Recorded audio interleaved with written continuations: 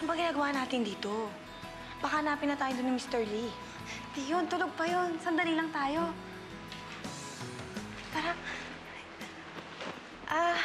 Ate, pwede po magtanong? Ano yun? Dito po ba ako mag-enroll para maging fashion designer? High school graduate ka na ba? Opo. Okay. Ito yung mga requirements. Hanggang sa katapusan na lang ang enrollment, 5,000 per sem ang tuition. Bumalik ka na lang pag may pera ka na.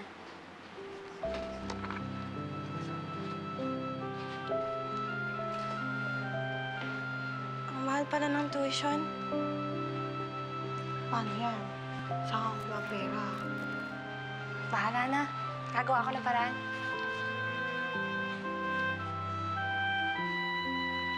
Sige, tara na. Halika na.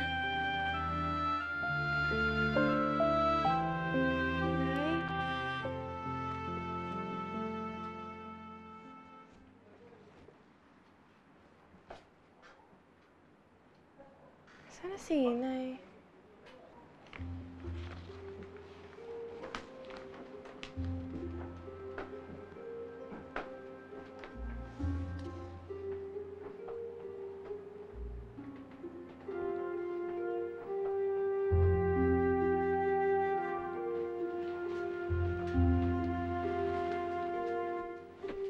Hoy, bakit hawak mo yan? Nay, saan po nanggagaling yung mga cheque na yan? Bakit po kada buwan na may nakukuha po kayo? Ano ba pakialam mo kung saan nanggagaling ito?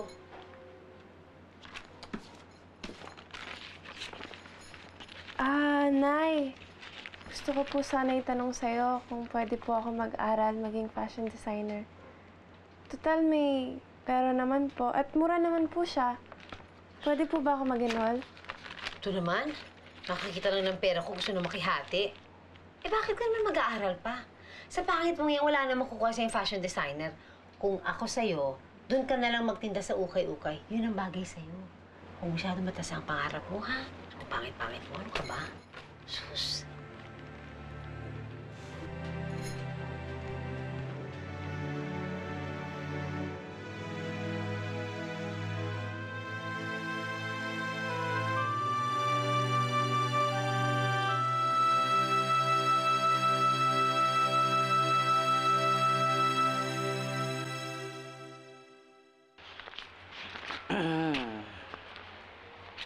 Alam mo, pag-aralin mo kaya si Jessa.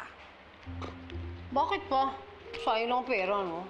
Naman, pera din niya yun, di ba? Daddy niya nagpapadala ng pera, o... No, no, no. Hindi niya pera ito. Pera ko. At saka, no, gusto mo babawasan yung panggastos natin. Ah, siyempre, ayoko din, ano. Ba? I thought so. Alam mo, kung ako sa'yo, huwag mo nang pansinin yung pangit na yan. Mas mabuti yung wala siyang marating sa buhay para habang buhay tayong may katulong. O, di ba, Bongga? Pwede rin. Ay, lako.